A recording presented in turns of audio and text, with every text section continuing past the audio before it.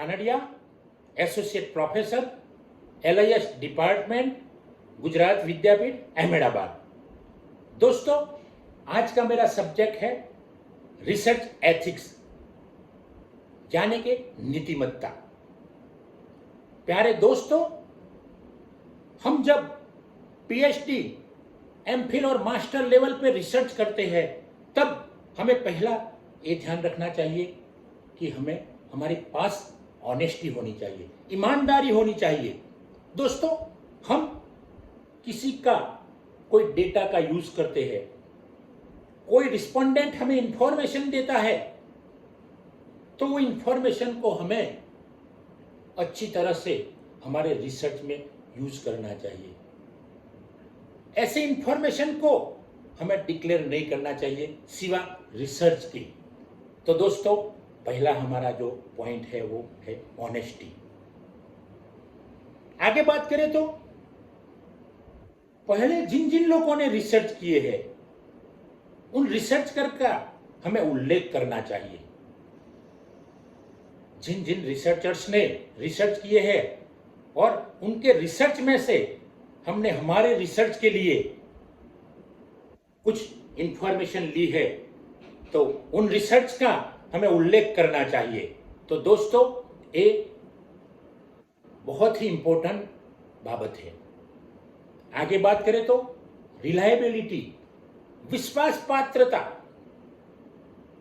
हम जब as a researcher research करते हैं, हम कहीं नई खोज करते हैं, तब आम जनता को, प्रोफेशनल्स को, रिसर्च से जो जुड़े हुए लोग होते हैं, उनको हम पर बहुत भरोसा होता है।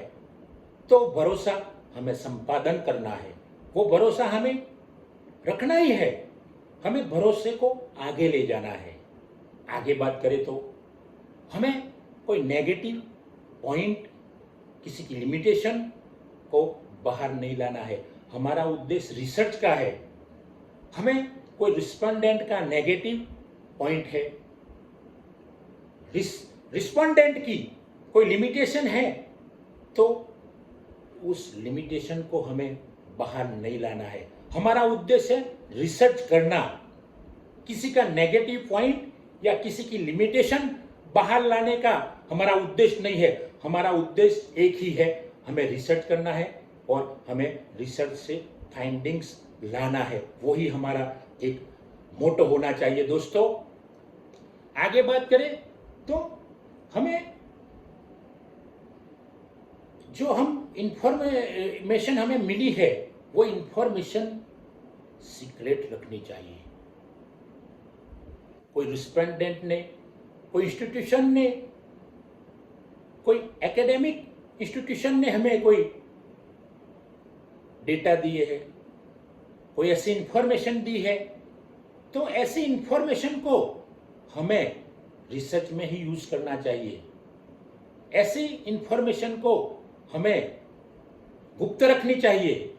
तो वही हमारी एक नीतिमत्ता है। ट्रांसपेरेंसी, पारदर्शिता। ट्रांसपेरेंसी में है दोस्तों, हम जो रिसर्च करते हैं, कुछ नया खोजने के लिए करते हैं। हमें सत्य बाहर निकालना है, नया ज्ञान का संपादन करना है,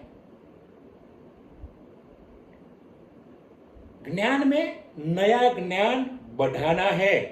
तो दोस्तों, हमें उसमें पारदर्शिता रखनी पड़ेगी, ट्रांसपेरेंसी रखनी पड़ेगी, तो ही हमारा रिसर्च अच्छा बनेगा। वो ही हमारी नीतिमत्ता है। इंटेलेक्चुअल प्रॉपर्टी का ध्यान रखना चाहिए। दोस्तों, हम किसी की इंटेलेक्चुअल प्रॉपर्टी का यूज करें, किसी की किताब का यूज करें, किसी की पैटर्न का यूज करें, कोई स्टैंडर्ड का यूज करें, जिन जिन इंटेलेक्चुअल प्रॉपर्टी का हम यूज करते हैं, ऐसी प्रॉपर्टी को हमें उल्लेख करना चाहिए, रेफरेंस देना चाहिए। ऐसी प्रॉपर्टी का, इंटेलेक्चुअल प्रॉपर्टी का रेफरेंस देना चाहिए। तो दोस्तों, ये भी एक हमारी नीतिमत्ता है। एबिलिटी, योग्यता। हमें हमारे प्रोफेशनल की एबिलिटी बढ़ानी है, योग्यता बढ़ानी है, हमें खुद की एबिलिटी बढ़ानी है। रिसर्च करके हमें हमारी एबिलिटी बढ़ानी है, हमारे इंस्टीट्यूशन की एबिलिटी बढ़ानी है, तो ही वो हमारी नीतिमत्ता कहलाएगी। जो हम एबिलिटी नहीं बढ़ाएंगे तो रिसर्च का कोई मतलब ही नहीं है। रिसर्च में क्षमता यानी कि योग्यता बढ़ानी है, रिसर्च की भी योग्यता बढ़ानी है। आगे जो रिसर्च हुए है उस रिसर्च से हमारा रिसर्च कुछ नया होना चाहिए। पुराना है तो रिसर्च ही नहीं है, कुछ नया करना है। हमारी एबिलिटी बढ़ा के हमें कुछ नया करना है।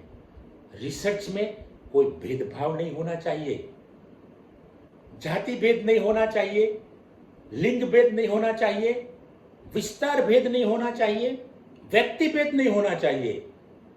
रिसर्च भेदभाव से दूर है। जो रिसर्च में भेदभाव है तो वो रिसर्च ही नहीं है। ऐसा रिसर्च समाज को जरूरी ही नहीं है जिन रिसर्च में भेदभाव है। तो दोस्तों, रिसर्च भेदभाव मुक्त होना चाहिए। रिसर्च प्लेगियरिज्म की बात करें तो दोस्तों, प्लेगियरिज्म का मतलब है हम जिन जिन ऑथर की किताबें, कोई ऑथर का जर्नल में प्रकाशित हुआ आर्टिकल और कोई अलग प्रकार का मटेरियल हमने यूज किया है हमारे रिसर्च वर्क में, तो उन सारे रिसर्चर का जो मटेरियल, उन सारे ऑथर्स का जो मटेरियल हमने यूज किया है, तो उनका रेफरेंस में नाम लिखना चाहिए। कोई एक स्टाइल के मुताबिक, जैसे कि APA, American psychology association example है, तो उसके मुताबिक हमें हमारे रिसर्च में, फुटनोट में या बिब्लियोग्राफी में हमें उस रिसर्च का और उस रिसर्चर का, ऑथर का उल्लेख करना चाहिए। तो ही हमारी ऑनेस्टी कहलाएगी, तो ही हमारी नीतिमत्ता कहलाएगी। दोस्तों, आगे बात करें तो परमिशन। हम जिन संस्था के पास जाते हैं और उन संस्था का और कोई व्यक्ति का एज अ रिस्पोंडेंट हम यूज करते हैं, उनके पास से हमें माहिती लेनी है, सूचना लेनी है, तो पहले ऐसे लोगों की, ऐसे इंस्टीट्यूशन की परमिशन लेनी पड़ती है।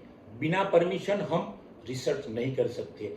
जो बिना परमिशन हम रिसर्च करते हैं तो हमारा एथिक्स नहीं है, हमारी नीतिमत्ता नहीं है, तो हमें उनकी परमिशन लेनी है। आगे बात करें तो फाइनेंस। हम जब रिसर्च कर रहे हैं तब हमारा फाइनेंशियल सोर्स क्या है वो भी हमें बताना है। रिसर्च में कितना समय जाएगा वो भी हमें बताना है, तो ही सबको पता चलेगा कि उसमें वो रिसर्चर फाइनेंस कहाँ से लाता है, फाइनेंस का यूज कैसे करता है, वो भी सबको पता होना चाहिए। वो it is one type of ethics.